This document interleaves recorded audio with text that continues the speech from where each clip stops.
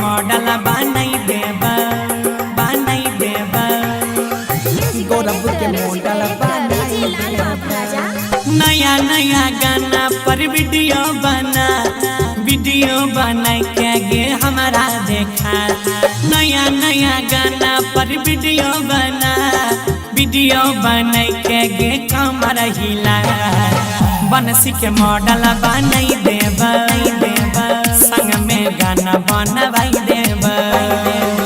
Market में बजावाई देबा सुन लगे संग में वीडियो बनवाई देबा। नया नया गाना पर वीडियो बना के तनी हमारो देखा।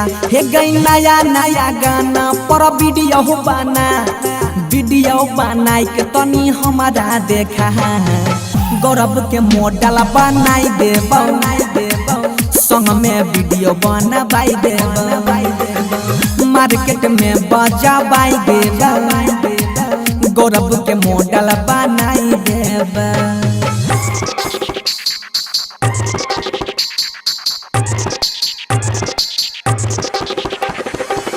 बनसी के मॉडल बनाई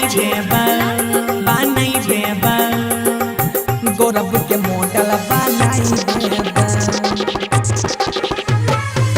यादो पीछू लागल रहता कैमरा बुक रहता हो साटा गे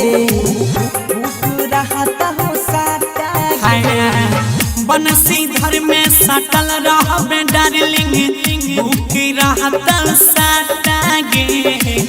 स्टेज पर जाके गर्दा रही है पूरे मिथिला में नाम कमाई है। सुपर छौसीन उठा लाली लगा बीट देखे कमर हिला।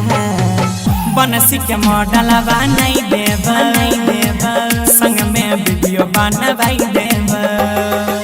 गौरव के मॉडल बनाई देबा संग में वीडियो बनवाई देबोगे।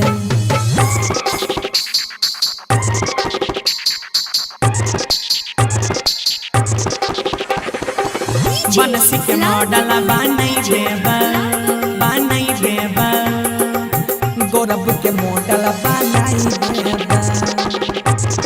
हाँ गजब के मेहतर लागल लेहजर लाइट कैमरा न फोकसाया उठा गे कैमरा न फोकसाया सुनिले मिलियन में जाय लगता भियो पब्लिक नहीं करता डाउट गे। छौड़ा सब संग में फोटो खिंचाइता व्हाट्सएप पर स्टेटस लगाइता। अरुण मनीष से बात चला नया एल्बम के पता लगा। गौरव के मॉडल बनाई देबा संग में वीडियो बनवाई देबा। बनसी के मॉडल